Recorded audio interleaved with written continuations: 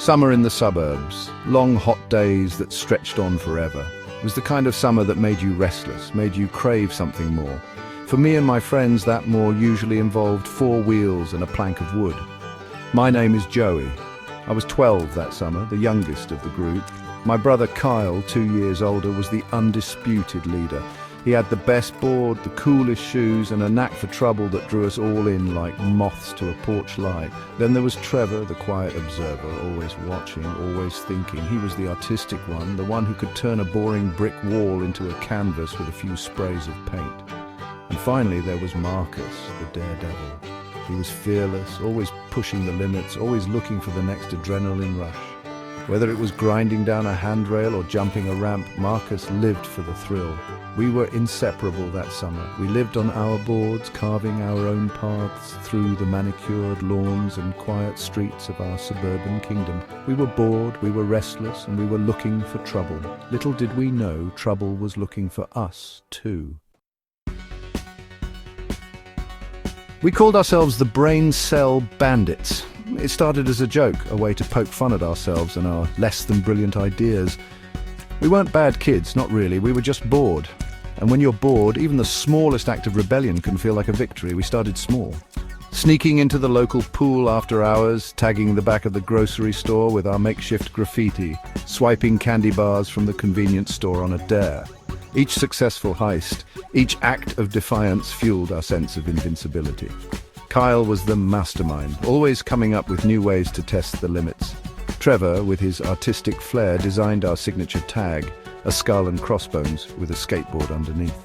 Marcus, always up for a challenge, was the first one to try anything. As for me, well, I was just happy to be included. I idolized my brother and his friends, and their approval meant the world to me. I knew what we were doing was wrong, but I pushed those thoughts aside. I didn't want to be left behind. I wanted to be a part of something, even if that something was a little bit dangerous.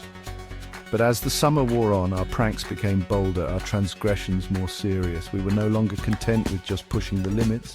We wanted to shatter them completely. And that's when Eric entered the picture. Eric was older, a high school dropout who hung around the skate park on the outskirts of town. He had a cigarette permanently attached to his lower lip and a sneer that could curdle milk. He was everything our parents warned us about and everything we secretly wanted to be.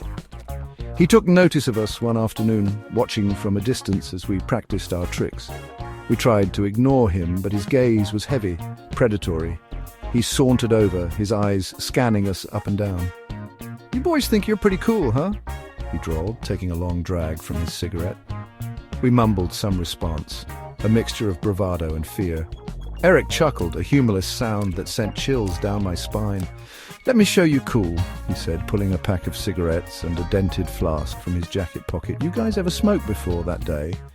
Under the watchful gaze of a fading summer sun, Eric introduced us to a world beyond our suburban bubble. He gave us our first taste of cigarettes, the acrid smoke burning our throats and leaving us lightheaded.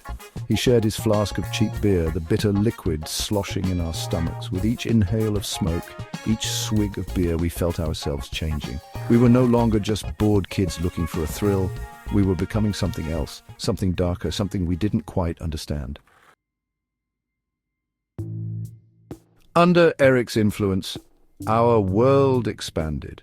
But not in a good way. Our mischief took on a new, more reckless edge. We started sneaking out at night, breaking into abandoned buildings and tagging anything that stood still for too long. The thrill was intoxicating. We felt invincible, untouchable. We were the kings of our own little kingdom, and nothing could stop us, or so we thought. One night, Eric, always pushing the boundaries, introduced us to a new kind of high. He took us to an old, abandoned factory on the edge of town. The air was thick with the smell of rust and decay. Eric led us to a back room where a group of older boys were huddled around a barrel, their faces illuminated by the flickering flames of a makeshift fire.